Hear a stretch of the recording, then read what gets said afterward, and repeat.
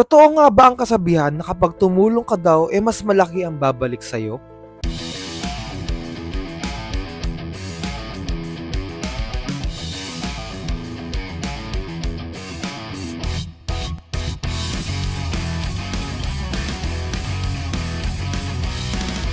Hello highlighters! By the way, it's Leo here. 10 Utos kay Josh is such an eye-opener and straightforward film. Sasakit ang pangamukha at tawa, pero matututo ka rin at mapapaisip sa mga bagay-bagay sa mundong ito. Not everyone is black and white at tumulong ka kapag bukal sa loob mo at hindi dahil may inaantay kang kapalit. Life may be unfair at times, but take it as an advantage for your growth and focus on the things that you can control. At isa pa, never ever expect to avoid disappointments in life. Instead, create your own purpose and choose to be kind as always.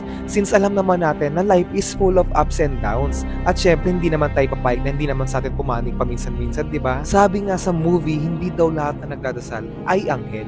Still, your act of kindness will still have the weight of gold. Sabi nga ni Josh, that boss Jesus is your boss, but you are the boss of your life. 10 Utos kay Josh is now showing in cinemas. Balikan nyo ako highlighters ha, kung kamusta sa inyo yung pelikula.